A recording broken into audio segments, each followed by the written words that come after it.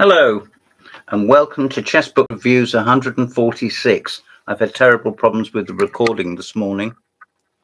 Such horrible problems that it's now the afternoon. I've got one massive book to show you.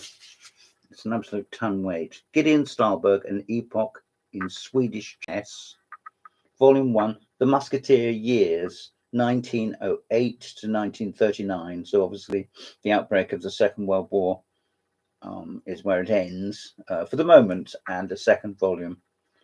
It's by Peter Holmgren, and it's a Verendel publishing. There we are. Verendel publishing. So you can see the spine. You can see me struggling underneath it. It says that Gideon Stahlberg was amongst the world's elite chess players for over 3 decades. He was certainly very strong. It's very important when dealing with the career of such a person to emphasize the problems he must have had, because he was so much stronger than everybody else that came from that country. Nowadays, we have the luxury, the massive facility of the internet, so we can play against anybody, anytime, or speak to them as we wish. It simply wasn't the case in the days of yore. And players like Mecking, and even to a greater extent Larsen, and what must have felt on occasion to Bobby Fischer, was simply not the case with somebody like Spassky or Tau or Petrosian, who were always surrounded by other grandmasters. This was not the case in every career. And Stahlberg is an example of somebody who was very much, if not a loner, then alone. Now this book has, are you ready for this? Are you ready for this? 580 per 82 pages.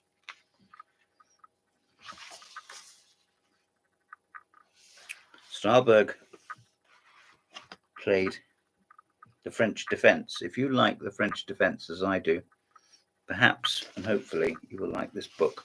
Let me show you the grandeur of the presentation. There's lots of line drawings, little cartoons of players, an enormous amount of historical information, biographical stuff. It goes on and it goes on, and so it should. There's a cross table of a tournament. I haven't even checked what it is. I will in a sec. Just wanted to show you first. There's Lasker up in the corner by my hand. See? On the right.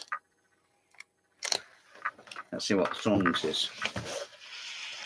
Zurich, 1934. It wasn't that strong.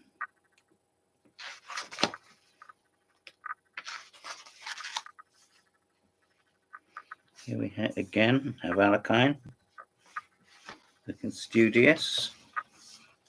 There we are. There's Alakine in his specs, and with his buttons all done up on his jacket.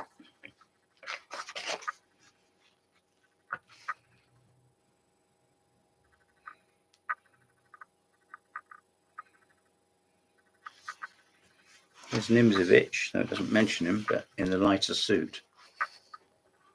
There we are. You can see him in the lighter suit.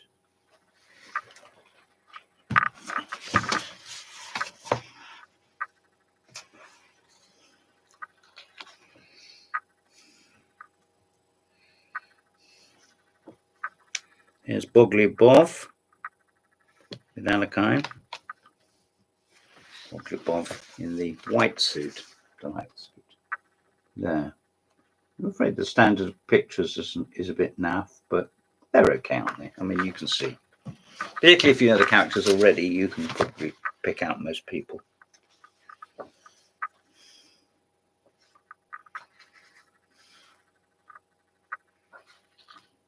Here we are. We show the depth of annotations, which is not always great, but it is sometimes very detailed. So there's a diagram, and then there's a a whole column of explanation and then another diagram.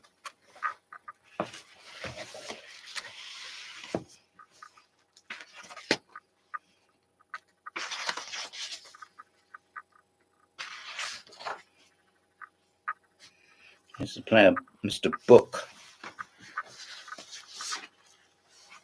Somebody says, is this a book line? You can say yes. There we are, got him in.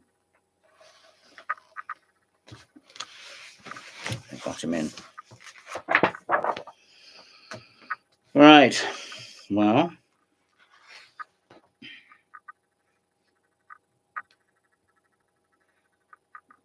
there's a big mistake here. I've got a picture. This isn't, it says that it's Dr. Aitken, Jim Aitken. It's not. The man with his hand up, his cheek. Up towards his ear. And here's the picture of Jim Aitken. Looks like a passport photo.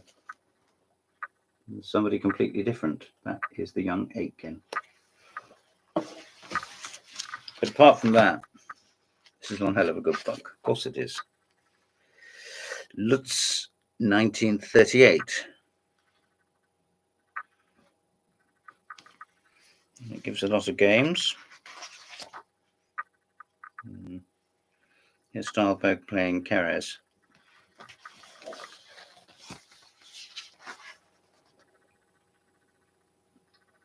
There we are.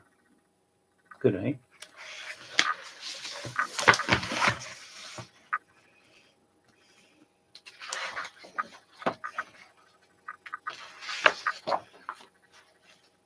And so it goes on, and so it goes on, right up until the Buenos Aires Olympiad, the 8th Olympiad, it says. I didn't know that. In 1939, when war was declared.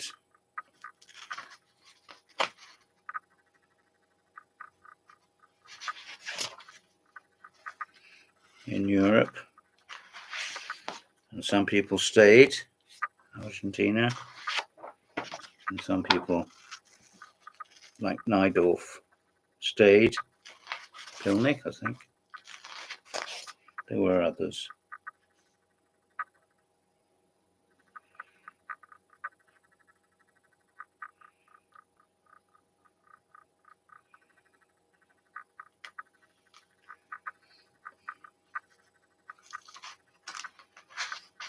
With 2 rounds left to play, Stahlberg wrote a letter to Erik Olsen requesting a transfer of money. Many players hesitated to take the offered free ride back to Europe and Antwerp with the Belgian vessel. Instead, the organisers decided to give them 309.6 pesos per person.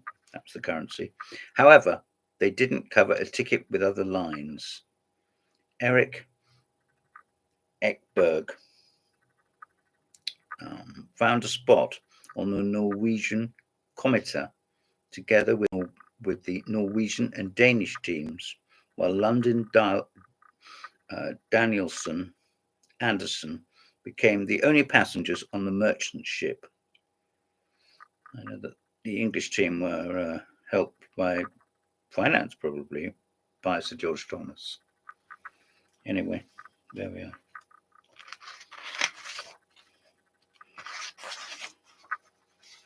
Lots and lots of records, lists of tournaments, the matches he contested, the monographs that the author consulted, and then newspaper articles and a list of annotators.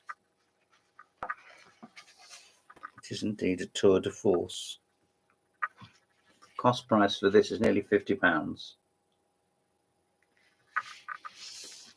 If you think that's worth it to you, and I hope that it is, please dive in and subscribe to a copy. Thank you for your time. This has been Chess Book Reviews 146.